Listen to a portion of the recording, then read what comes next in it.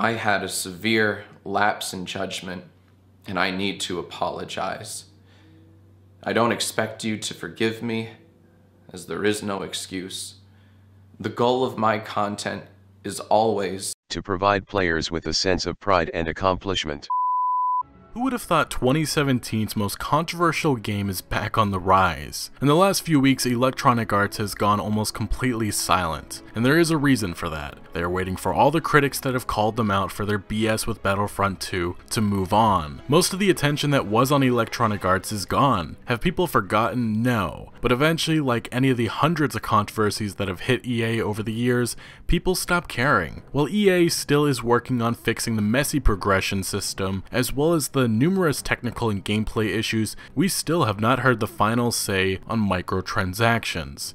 EA CFO Blake Jorgensen made a lot of fans happy when he said, quote-unquote, "We're working on improving the progression system. We turn the microtransactions off as an opportunity to work on the progression system inside the game. We're continuing to do that. I think there's an update this week and again next week. Over time, we will address how we will want to bring the microtransactions either into the game or not, and what form we will decide to bring it into." Now, it's been over a month, and EA has been pretty quiet. Not just on microtransactions, but in general. What we do know is that again, EA's CFO Blake Jorgensen stated in early December why the game does not have cosmetic loot boxes, claiming, quote-unquote, "The one thing that we're focused on, and they are extremely focused on, is not violating the canon of Star Wars. It's an amazing brand that's been built over many, many years, and so if you do a bunch of cosmetic things, you might start to violate the canon, right?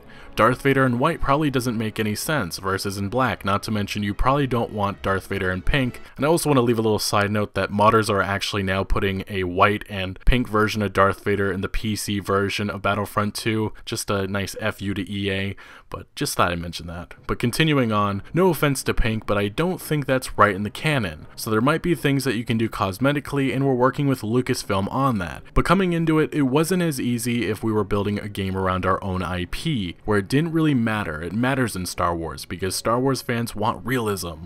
Although that makes no sense when you have Darth Maul facing Rey on a battlefield. Continuing on, but Star Wars fans may also want to tailor things, a different colored lightsaber, things like that, so you might see some of that. Essentially, EA blames Star Wars canon and uses the most extreme example to justify their decision.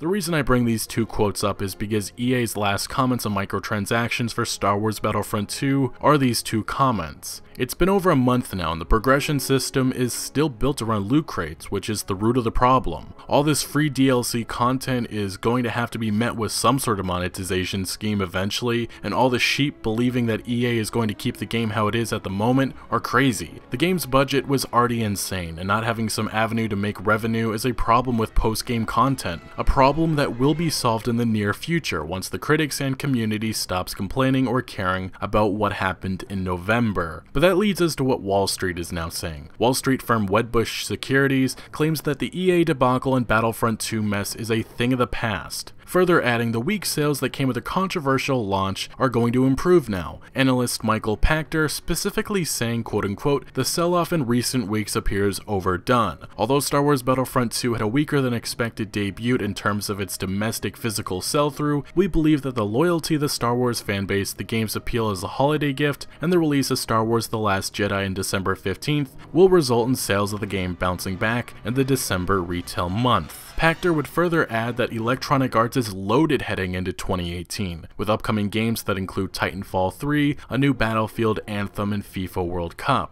On SeekingAlpha.com, which reported on Pachter's confidence in EA, one comment really sums up how Wall Street views this whole situation, with it being an online brouhaha over the launch of tentpole game Star Wars Battlefront 2 is not going to dent prospects for Electronic Arts, Wedbush says, reiterating an outperform rating. It should also be noted that Woodbush has put EA on their firm's best ideas list, and after this recent report went public on January 2nd, EA's stock went up 3%. As I mentioned back in December, Wall Street views this whole debacle as an opportunity. They see the $3 billion loss in stock value that came originally as a hiccup, and it seems that a lot of the general audience does not care about the slimy practices that EA tried to implement, or honestly I just don't think a lot of people know about this, or even understand what microtransactions are and why they're a problem. I'll reiterate to those who keep commenting the game feels fine and it's fun.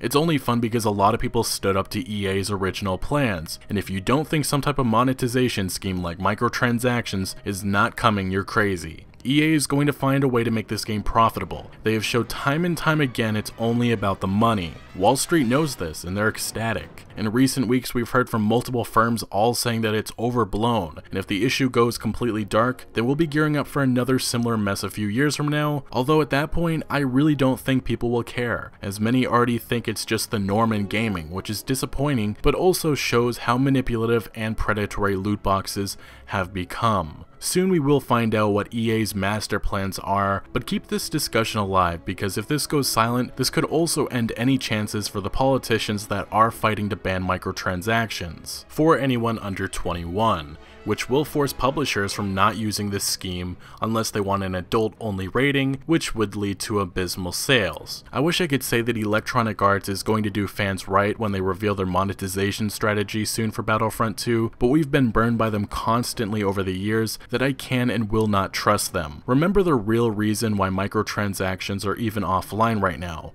It's because Disney did not like the negative attention being brought upon Star Wars. It wasn't EA, if anything they had doubled down on their decisions, but because they don't own the Star Wars IP, the decision to follow was really out of their hands. They can claim it was their choice after seeing all the negative feedback, but I guarantee this situation is much different if this is not Star Wars. Anyway guys, what do you make of Wall Street's latest claims? Let me know in the comment section below, but thank you for watching. Make sure to like the video if you did enjoy or found any informative value, and consider subscribing for more videos like this, and I'll see you later.